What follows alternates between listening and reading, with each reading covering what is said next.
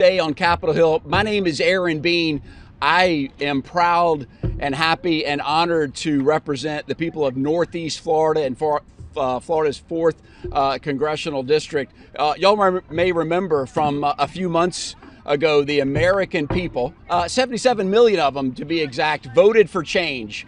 They recognize we're on an unsustainable path. Our government is too expensive, and we're in danger. Y'all know this. We're in danger. Not only do we have $36 trillion in debt, we add $1 trillion in debt every 100 days. And let me tell you what that means. That means all of the promises that we have made as government to our veterans, we'll always take care of you. To our seniors, we'll always be there with Social Security. To our seniors again with Medicare.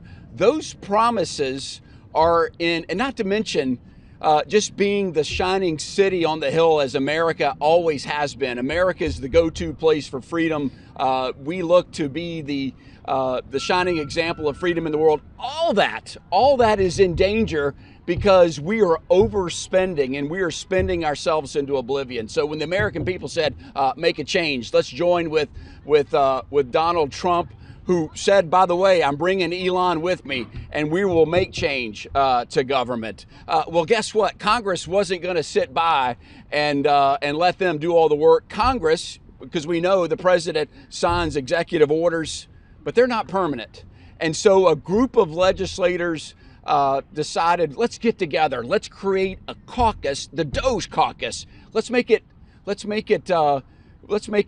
both Republicans and Democrats that can come together, maybe not agree on everything, but agree that we're spending too much, that it's an unaffordable track that we're on. Let's make some changes to come together. So today, how about that? We got a little taste of Doge Day, where we've got a handful of our members that are going to be dropping bills, a Doge bill, either today or this week, and you're going to hear about it first. So I am grateful to come out. We got some heavy hitters standing behind me. And before I get to them, before I go to the great state of New York next, I want to tell you about 3 bean bills that have a Doge flavor to them that you need to know about. One is the Cuts Act. The Cuts Act is back. And what the Cuts Act stands for is cutting unobligated tumultuous spending.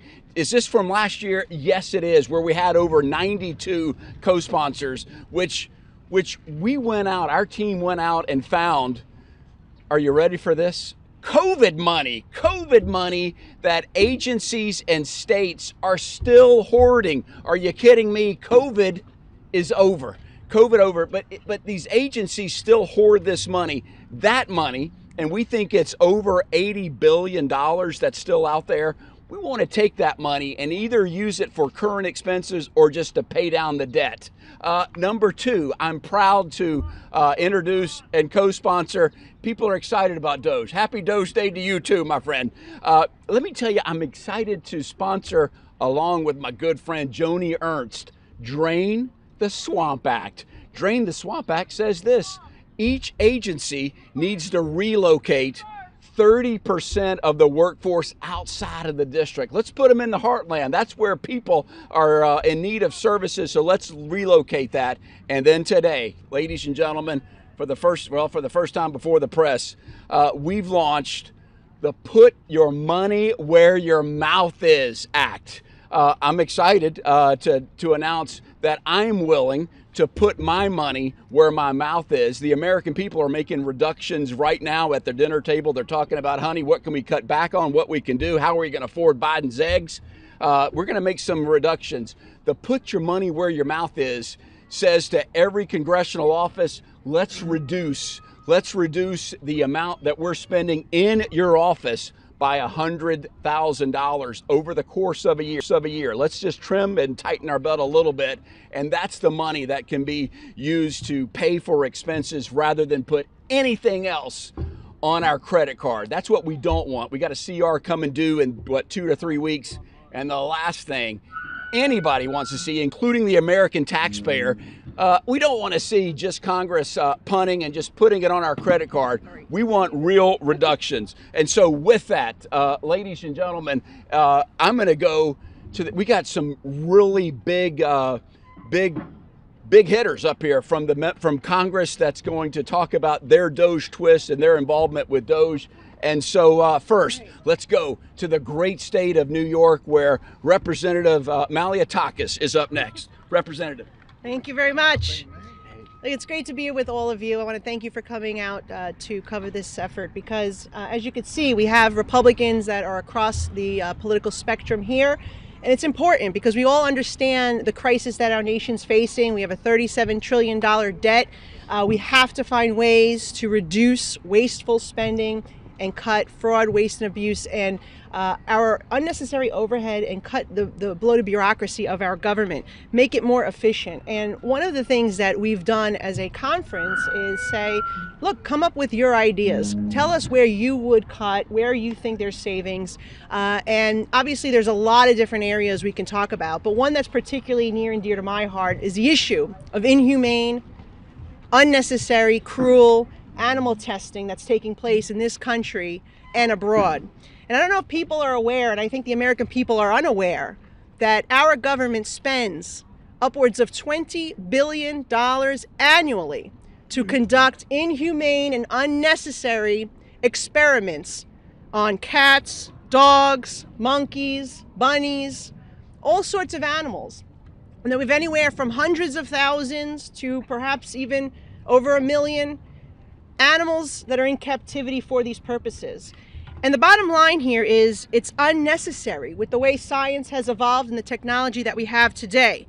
But Washington bureaucrats, they love throwing money at outdated, inefficient systems, and animal testing is one of the worst offenders. Millions of tax dollars were not just spent here in the United States, but they were spent on horrific experiments in communist China and in Russia. The FDA acknowledges that at least 90% of drugs tested on animals fail in humans, and that some studies estimate the number is even higher, up to 95%. So what my legislation would do, which I have not introduced yet, so this is an exclusive for you guys, it's called the SPARE Act, Safeguard Pets, Animals, and Research Ethics Act. What my legislation would do would ban federal funding of unnecessary, costly, and cruel testing on animals here in the United States and in foreign countries. The SPARE Act phases out wasteful animal testing and replaces it with modern, more effective research methods.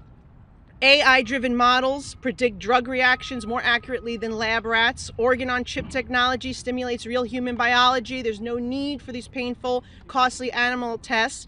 And human cell-based models provide better medical insights than flawed animal data. And so it also has a transparency, accountability, and enforcement measures to them as well, including annual audits and tough penalties and funding cuts for violators. So this bill, I hope, is something that Republicans and Democrats, people who love animals, people who love science, would support, because it is based on science, it is based on innovation, it is based on being humane, and also protects the taxpayer pockets. So thank you very much for letting me talk about my bill, and I will pass it on to you. Back to Bean. Nicole, sign me up. Sign me up. It is disgusting what, I'll call him out by name, Dr. Fauci did to beagles. It's beyond words. Let's end it. Let's end that. Next up, how about that? We're going to the great state of Virginia, which will give you a hint of where we're going. But I want to brag on him because his work with the Republican Study Committee, he was very involved in the last couple of years to come up with a budget that puts us on a path to being balanced over 10 years. And that is, it's genius economically, knowing that we not only have to make reductions in spending, but we also have to grow our economy. Those two together can put us back on the prosperity train. So with that, to the great state of Virginia we go, where Representative Ben Cline is up next. Go get him, Big Ben. All right, thank you, Mr. Chairman. You got it, my friend. Thank you, Mr. Chairman. I want to thank you for all the work that you're doing as chair of the Doge Caucus, working alongside colleagues from, as was said, across the ideological spectrum to make sure that we save taxpayers' money, that we make government work for the people and not the other way around. And to that end, we're working to make sure that your tax dollars are spent wisely. For too long, Washington has treated taxpayer dollars like monopoly money, spending without accountability, racking up over $35 trillion in debt, fueling waste, fraud, and abuse at the expense of hardworking Americans. It's time to restore sanity to our budget and put a stop to reckless government handouts and get our nation's spending back on track. So we need to start by recognizing every single dollar spent by the federal government is a dollar taken from the American people. This isn't Washington's money, it's not the bureaucracy's money, it's your money, the taxpayers' money. It should be spent wisely. So that's why I've reintroduced the No Welfare for the Wealthy Act. It's a common sense bill that will close a loophole that allows millionaires to qualify for food stamps. It makes no sense that because of broad-based categorical eligibility, better known as BBCE, states are ignoring federal income and asset limits when they hand out benefits. So they're handing out benefits to individuals who own vacation homes, boats, RVs, all on the taxpayer's dime. This is exactly the kind of waste that Doge was created to target, and exactly what this caucus is all about fighting. You know, this is not about denying help to those who need it. It's about stopping the abuse of hard-earned taxpayer dollars and restoring integrity to a system that has been failing the American people for far too long. Under BBCE, more than 5 million able-bodied individuals who shouldn't qualify for food stamps are receiving them, and yes, including millionaires. Meanwhile, American families who actually need help are left struggling under a system that prioritizes bureaucratic expansion over accountability. The No Welfare for the Wealthy Act puts an end to this nonsense by ensuring states can no longer bypass federal limits and abuse this broken system. And let's talk about the price tag. Taxpayers are footing a nearly $100 billion bill every year to fund food stamps. Fixing this loophole will save more than $11 billion annually. That's real money and should be going to those who actually need assistance, not those who are gaming the system. We have a president in the White House who's willing to stand up to waste, fraud, and abuse in government and demand accountability. And with President Trump's leadership, Doge and a Republican majority in Congress, I'm optimistic, will restore fiscal responsibility, government accountability, and protect taxpayer dollars. So I call on Congress, let's do our job. Let's put an end to this waste and restore integrity to government programs and ensure that every tax dollar is spent with the same care and responsibility that American families use when managing their own budgets. The American people deserve no less. I want to thank the chairman and yield back. Well done, Ben. No, that's it. Sign me up for that, too. See, I told you Doge brings people together. Who could be against millionaires getting food stamps? And when a millionaire takes a food stamp, it takes it away from somebody that really needs help, and that's what we want to focus on. I want to bring greetings on behalf of the two other co-chairs of the Doge Caucus. One is Representative Blake Moore from Utah, and also Representative Pete Sessions from Texas. They may show up. I know our schedule is always in flux, so if they show up, we'll give them a big Doge welcome, but if not, the show will go on. Let me tell you, the Triangle, it's a big deal to have you here. The next gentleman from South Carolina, who I'm giving a heads up to, is no stranger to the Triangle. He lives out here almost because he is constantly calling out government waste, fraud, and abuse, and there's always a better way to do it. So no stranger, and he's got ideas of where we need to go in. Would you please welcome from the great state of South Carolina, Mr. Ralph Norman. Go get him, Ralph. Thank you, Aaron. I want to thank you for forming the Doge Caucus with Sessions and others. You know, this is a special day, and I want to thank all of my comrades who are up here. They truly want to make a difference for the American people. And never before have we seen what is happening in this country. To have a man like Elon Musk, who has got the brain power, along with President Trump, to find out where our tax dollars are going. That's what he's finding out. He's tracking them. Never before have we known that. Now, in your family business, in your family itself, you want to know where the money goes and exactly where it's going. Elon Musk is able to do that. And, you know, he's getting a lot of criticism now because he's a billionaire. And I asked one of my Democrat colleagues last night on Rules, I said, how did he make his money? Was it on a government paycheck? No. Was it producing a product? Yes. Was it taking risk? Yes. Was it sleeping on the floor of his factories? Yes. He risked it all. He's an example of the American spirit, entrepreneurship, capitalism. That's what made this country great, not government. And the fact that he issued a tweet for any federal employee to name 5 things to justify their job. I had a reporter yesterday that came up to me. He may have done it to y'all, and said, "Congressman, I've got a question for you." I said, "Sure. What 5 things did you do last week?"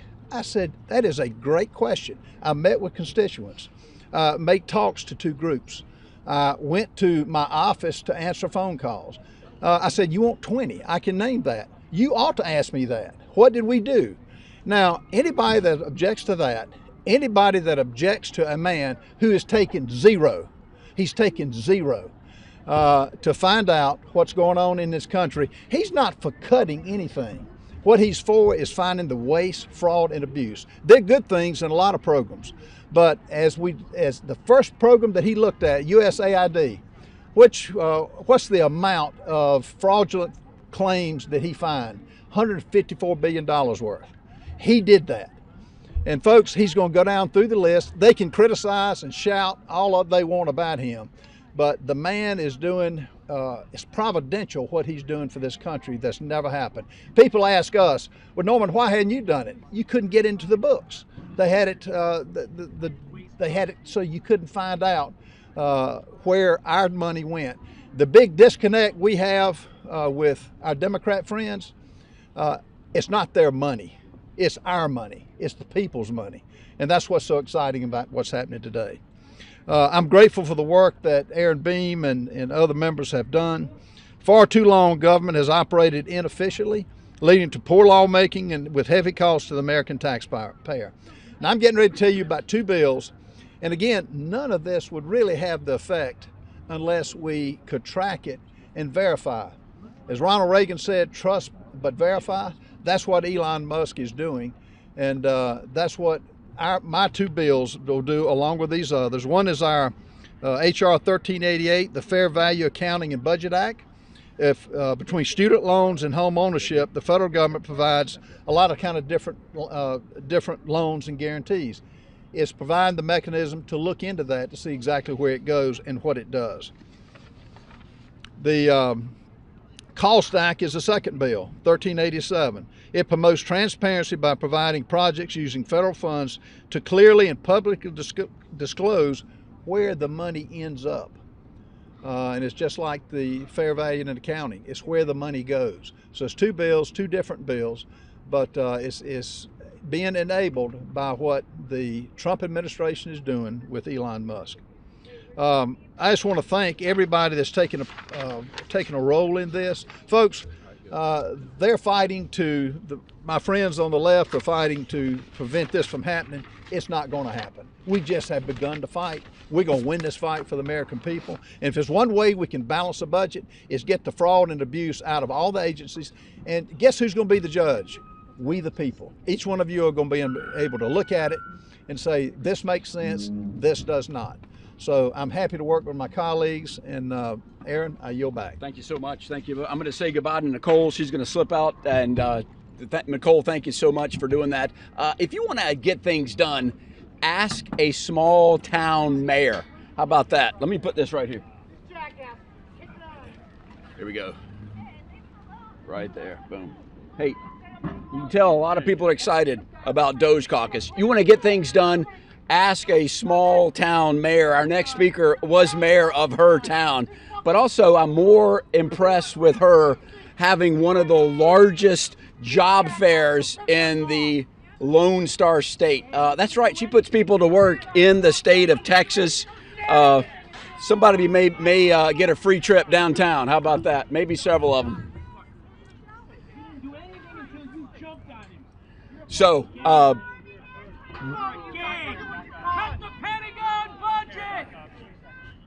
you know, so here we go. I told you, small town. She's a dynamo. She currently chairs the budget committee of the Republican Study Committee and is doing an awesome job. My friend from the great state of Texas, please welcome Representative Beth Van Duyne. Hooray. Go Beth. Thank you. Small town. I was city council for 6 years, and I was mayor of for 6 years for a city called Irving, Texas, and Small. happens to be 92nd largest city in the country, 250,000 people, but it did feel like a small town because you get to know the people, you get to know the businesses, you get to know the small business owners, you get to know the teachers. It's a phenomenal experience before you come to council, but it also teaches you the importance of staying within a budget. I think I'm one of only a handful of people in Congress who've actually passed 12 balanced budgets. And it wasn't because we didn't have people who wanted to spend more money. It wasn't because I didn't have staff who could tell me more projects that we had to spend on. It was actually the law. I think we shouldn't do that here. We've got to find ways of being able to get our government spending under control. And I want to say, citing his success in working to cut hundreds of thousands of jobs from the federal government, then President Bill Clinton famously stated, "We have worked to give the American people a smaller, less bureaucratic government in Washington. And we have to give the American people one that lives within its means. The era of big government is over." Man, how many years have gone by between that statement and where we are now, and what we've seen is more government and more bloat. Just a few years later, another Democrat president noted, "We cannot sustain a system that bleeds billions of taxpayer dollars on programs that have outlived their usefulness or exist solely because of the power of a politician, lobbyist, or interest group. We simply cannot afford it." And I agree with then President Obama that to protect the American taxpayer, our ability to grow as a nation, and for our families to be able to provide and afford the lives that they want to live, free from government intrusion, that we must once again rid ourselves of unnecessary special interests and bloated programs that no longer serve our nation. And the American people overwhelmingly agree. Just yesterday, polling numbers were released showing over 70% of Americans agree with the work of the Department of Government Efficiency, and by extension the Doge Caucus, to make significant cuts in the size, scope, and power of the federal government. Every day, new programs of insane spending are being exposed. The waste, corruption, and outright money laundering that has occurred is so grotesque and very likely criminal in some instances that it is our moral obligation to wipe these programs from the books. We talk about a golden age because we are living in a moment where the resolve of the executive branch matches the will of the American people in such a way of massive reform can and must be brought about to save the future of generations to come. This is our moment to achieve cathartic reforms, but we need to also put in place controls so that when this moment passes, that there are protections to prevent this kind of debt and calamity from ever occurring again. And that's why I have reintroduced the Government Offices Realignment and Closure Act, GORAC, to establish a process to cut wasteful spending, slash the bureaucracy, and ensure our national debt never again reaches heights to threaten the stability of our country. This bill will require a third-party audit to expose redundant and inefficient, wasteful, or outdated functions within federal executive agencies. Every 10 years, the auditor's findings will be reported to Congress, and as outlined in the bill, recommendations will be considered under fast-tracking procedures on the floor, thereby establishing a process for Congress to directly confront government bloat, corruption, and cowardice. Similarly, I've also introduced the Reducing Expensive Departments and Unnecessary Civil Employees Act, REDUCE for short, that codifies President Trump's executive action to shrink the bloated bureaucracy. The REDUCE Act will force agencies to eliminate duplicative positions and reform hiring practices to rein in the administrative state. With exceptions for immigration, law enforcement, and public safety, the REDUCE Act requires agencies to remove duplicative positions and hire no more than one employee for every 4 employees who depart the federal workforce. These programs and other efforts that have been mentioned here today are outright necessities to ensure the federal government stops stealing the vitality, the innovation, and the economic strength of our nation. Just like then Presidents Clinton and Obama recognized that the federal government has become too large and too bloated for our nation to bear, we have this incredible moment to make significant and long-lasting changes. The American people are with us on this. They have entrusted us with this critical task, and it is our responsibility to deliver in the most important endeavor. And if not now, then when? And thank you very much, Aaron. Beth Van Dine, I told you she was good. Ladies and gentlemen, this is the Doge Legislative Caucus, and in just a moment, we're going to take your questions as we go forward. But first, I told you there's a chance he might come. He is here, and it's my pleasure to introduce one of the partners of leadership, the co-chair of the Doge Caucus, who has been a great partner, who has been here a long time, the experience, the brain power of how his mind works, of did you consider this, did you consider that, has been put to use today as we are bringing people together to file bills on Doge Day that does shrink the federal government, that makes government more efficient. Ladies and gentlemen, the co-chair of the Legislative Doge Caucus from the great state of Texas, Representative Pete Sessions. Thank you very much. All right, Chairman, go get him. Well, where are my mom and dad when I need them to be watching this? They're with you. Co-Chairman, thank you very much. What a great opportunity it is to join you. I apologize for being a minute late. We were in government reform having way too much fun. Today, what I'd like to do is to highlight a bill which I have dropped with Senator Joni Ernst, who is the Senate side leader, of making sure that we correspond not just on a bipartisan basis, but also on a basis between the House and the Senate, that we talk about the ideas, float them together, and then come up with answers. Today, I announced that I'm introducing the Red Tape Act, and essentially what the Red Tape Act does is to make sure that as rules are written within the administration, too many times there are non-monetary issues which show up in the costs of the bill, and they're there for reasons of bringing in political or perhaps social reasons of costs rather than economic costs. The economic costs are the ones that we would measure is the true cost of the bill, not those outside factors that would be brought in that too many times government talks about in order to process what they would like. This Doge Caucus has the opportunity not only to encourage each member to be a part of what we're doing, but I think that what we've done is challenged also the American people to see that moving forward, government efficiency is that driving part that will give them not only confidence back in their government, but would also help an effort to make sure we have government workers back at work. So, very proud to say that after a month and 2 days of having President Trump on the job, that we feel invigorated not only to take on government inefficiencies, but we feel like that the partnership that we are forming with Office Management and Budget through their Doge operation is giving us insight and opportunity to continue that track. Chairman, I want to thank you very much for this opportunity. Look forward to a continued discussion, not only with the American people and our colleagues, but perhaps more importantly, the entertaining questions that those of you in the press may have.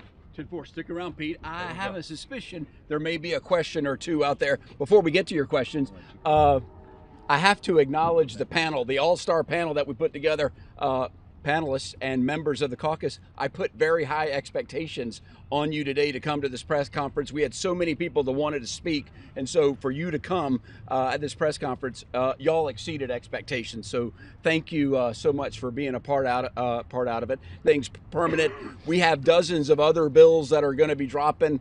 We're hoping to have more Doge days in addition to today. So with that, Javier, what's your thought or question, my friend? Thanks for coming out. Outside of Representative Jared Moskowitz, why are House Democrats so against Doge Caucus and Doge as a whole? Well, and that Beth Van Dyne's answer is you have to ask them. I think it's new. I think it's new. There's such a distrust of each other's parties that it is new. I have talked to, I know Chairman Sessions has too, dozens of Democrats that are on the fence. We've been working on creating a safe harbor where we can come together and debate. How about that? Is that wild that we could debate what's good? If I'm wrong, I want somebody to convince me in debate that I'm wrong. So that safe harbor, that we're not out to embarrass them. And I know that we would never agree on everything, but there are some low-hanging apples that we could agree that need to be picked or restructured to make government stronger, more efficient, and sustainable, because that we are not sustainable. Yes, ma'am. Talk about this Doge Caucus is about what Congress can do. We've seen in the last week especially a number of your Republican colleagues facing pushback for how Doge is being handled, pressing lawmakers to do more. Do you have any criticisms for how Doge has conducted itself so far with Congress not being involved? And what steps are you going to take to have a more seat at the table? I'm going to answer, and then I'm going to throw it the open mic to anybody else. Something tells me Ralph Norman's ready to jump in right here. So let me tell you the uncomfortability of some members of Congress and the American people. First of all, 77 million voted for change. But I think the uncomfort factor, not everybody, but it's just the speed of which President Trump and Elon Musk are going. They've got the pedal to the metal. Somebody described them as President Trump is doing a no-huddle offense. You know, he goes to the line of scrimmage, runs a play, and then runs another play and keeps it going. So a lot of members of Congress haven't seen this speed of which government, but I can tell you, it has to be done. It has to be done. We have to downsize our federal government. We have to examine everything of how we spend, because folks, it's unsustainable. And I know you hear that all the time, but it truly is. In the briefings we've got just a few more years if we don't make any change, and then bad things happen. So let's right-size government. Let's finally get things under control where we can go. Ralph Norman, do you have a thought, or anybody else wants to jump in on that? Beth Van Dyne, you do too, everybody. Yeah, I would just say Congress is involved. President Trump is the one that authorized this. President Trump is the one that he hasn't even been in office for 100 days yet. He's issued over 70 executive orders. What he's doing is authorizing Elon Musk to go in and just find where the checks are. Now, has Elon passed any laws? No, he's not a politician. He's uncovering it. And let the American people decide. Donald Trump has the highest approval rating because of the Doge Commission. People finally are taking their country back. And every agency that gets your tax money, why wouldn't you want to know where it is? Why are Democrats mad and attacking Elon Musk? Like Aaron said, ask them, but I guess they don't want to see what's been found. But look what in Medicaid, GAO has found. $254 billion. GAO, what Elon will do as he goes agency for agency, he is just saying, here it is, American people. You look at it, you decide if this is what you want to do. On USAID, we got a dose of things that I don't think the American people agree with. Musk is doing more than just showing things. He's making hiring and firing decisions. I mean, are you comfortable with that? He's not. Yeah, let me just say this. He's saying, like on the recommendation to name 5 things you've done, has he sent marshals out to bang that out of people? No, he suggested that. It can go a lot further than this, but he's opening the door. Beth. Yeah, I am having a hard time understanding why people are upset that Elon Musk is not elected. All the bureaucrats in government are unelected. They're the ones who are writing the regulations. Elon Musk is merely an advisor to the president. He has given some advice to the president saying, these are the things that we are finding, that we are uncovering at breakneck speed. That's it. And presidents throughout history have had advisors. I don't think that that's a problem. I think what the problem is that the American people and then federal workers have gotten so complacent with the government not doing anything. The fact that you actually have somebody who ran for election saying this is what we're going to do, getting in office and actually doing it is such a shock to many. Right. And we've got federal employees who are being asked to say, what did you do last week? I'll tell you, Norm, I'm sure all of us have this. If anybody asks me what I did last week, I have, since I got elected, I have been passing out, emailing a newsletter. Go to my website. You can find out exactly what I do on a day-to-day basis. It is not beneath me to do that. I'm accountable. I'm accountable to my constituents. I'm accountable to the American people because we are getting taxpayer dollars to do this role. We have a job to do, and we should not be ashamed of telling people what we are doing. It should not be a shock to the system. But to think that we've got advisors to the president, and make no mistake, this was President Trump's initiative. This is what he promised that he was going to do all during his campaign, all during the election, and now he made the promise and he is actually doing what he said he was going to do. And to think that this was like a split second, oh, they're doing it so fast. I will keep in mind, this is a president who has already served 4 years in office, had 4 years to look at what all the various abuses were in our federal bureaucracy and to define. He then had another 4 years to put together an experienced team that was ready to execute on those promises. And that is exactly what you're seeing. But should Congress not be playing more of a role when it comes to agencies and which stay open, which receive funding? I think what you're seeing right now is you just saw a multitude of bills that Congress is actually initiating. Because unlike the last administration under Biden, where you saw hundreds and hundreds and hundreds of executive orders that came through not working with Congress, you're seeing a president who is very much in touch with us, who has a communication staff who every day is sending us emails, letting us know what they're doing, and is asking us to partner. You've got a president who is a Republican who's got the House and the Senate, and he is working with us. Let's go to the lady in green right here. Some of the more specific criticisms of Doge has been the firing and then rehiring of several hundred workers, particularly nuclear experts, bird flu experts. In addition, there was a tweet sent out that had potentially sensitive tax information that shouldn't have been sent out. What are the guardrails, checks, balances that Congress plans to put on to ensure that doesn't happen again? Well, look, this is a work in progress. He is just identifying it now. It's less than 100 days he's been in office. Why are the people that you're saying that were fired, why are they not pleading their case? They ought to be pleading the case and actually making the argument of why they deserve the average of $106,000 per employee, which is what the average is for the 3 million employees. Ought to be making the case for that. Now, as far as, is sensitive information being divulged, the total, from what my understanding is, the total dollars, where it went, what agency got it, and is going to be on full display. And I'm kind of like Beth.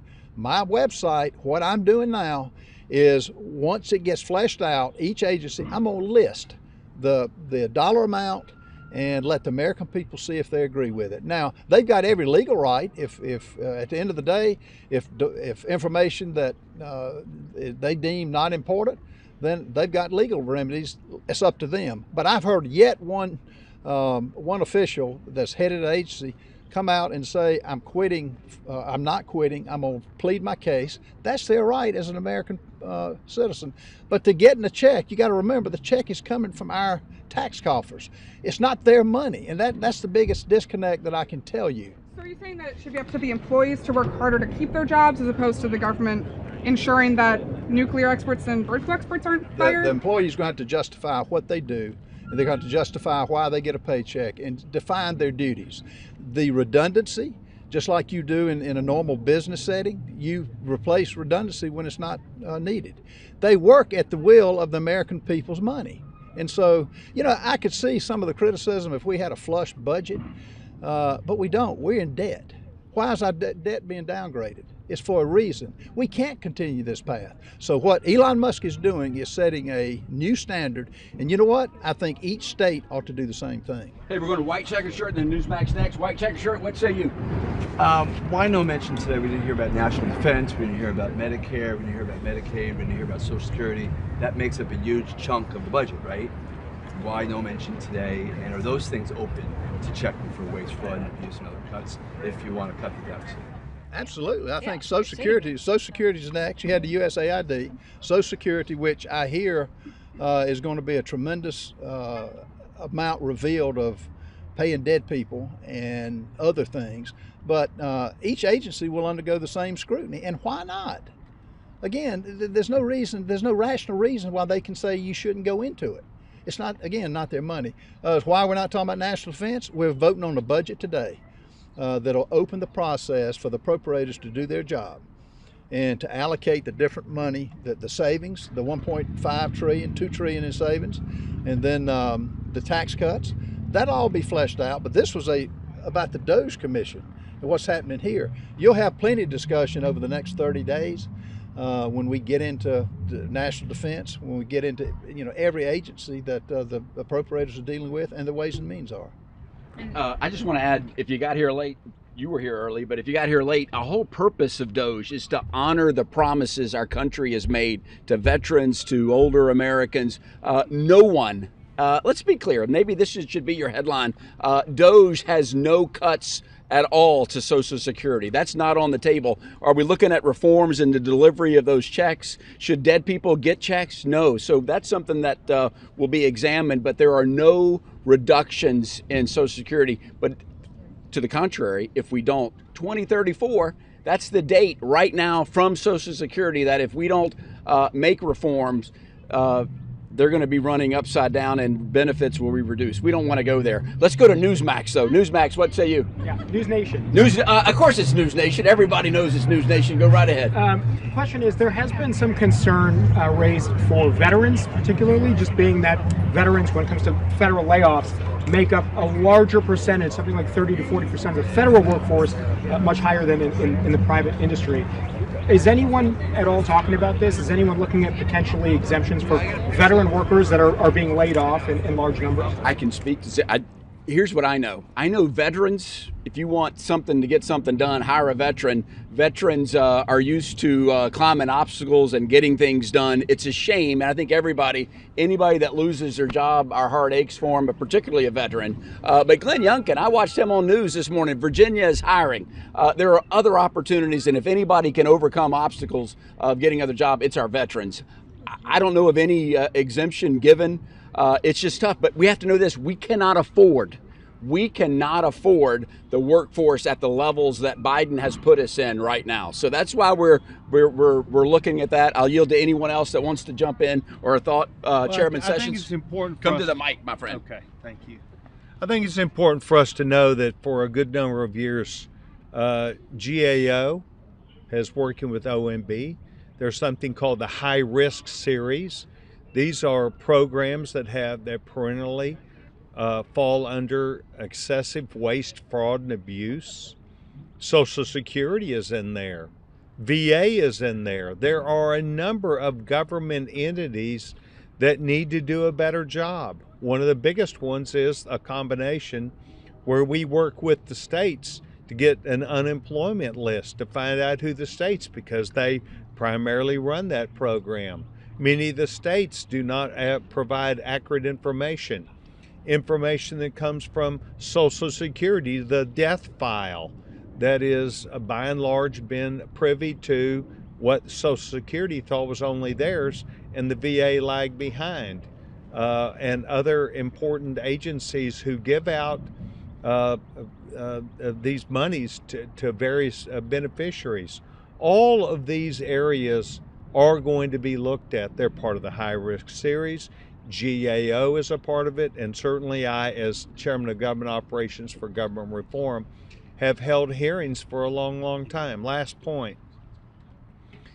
GAO last year said that on a moving forward basis, there is $1.7 trillion worth of waste, fraud, and abuse. And I asked them at the end of the hearing, after they talked about all the great things that they had done to help stop this waste, fraud, and abuse, I said, what will it look like 2 years from now? And every single person there said, it will increase. And that is one of the reasons why we wanted so much for government workers to come back, because they have sensitive databases and large databases that they need to now be a part of as government employees to protect the assets and resources, to make sure, as you've already heard, the people who should get the benefits are being robbed by those who get them by mistake or because it was fraud. These are the kinds of things that we will work on here in Congress. We will continue to work with the federal government, and we will continue to make sure that we are looking at that number and reducing it. Thank you. A third of the digital, service resigned over concerns about access to sensitive information. What guarantees can you give to the American people that their sensitive information won't be accessed? Well, by someone who's not elected or otherwise appointed. Yeah. Well, let me say this: the IRS failed that test, and has failed it for many, many, many years. We need to make sure that we give the tools and the correct tools in technology. And I talked to government technologists just 2 days ago in a Zoom call where we talked about their needs to make sure that they are brought in and that technology that is efficient and that works properly is a part of the future so that they did not get cut. It is a matter of still employees coming, having the integrity that's with them, and then the federal government deciding that they will live up to prosecuting people who give this information out. And that is where this government has lacked in the past. Very good. Speaking of honoring promises, I made a promise to our panel that they could leave at 3 o'clock. So let me thank them for being a part here. I want to thank the Capitol Press Corps for you being a part of it. How about the Capitol Police? They did their job today. We want to thank them. And we also want to thank, how about this, Code Pink for coming and supporting Doge. I do want to fix their sign. We want to cut waste, fraud, and abuse at the Pentagon. And we put that on the sign. And how about that? Doge and Code Pink. We make that change on the sign. We'll do it. So, yeah, she's happy too. So happy Doge Day. Hope to see you next month. And with that, we are adjourned. Have a great day, everybody. Let's go get them.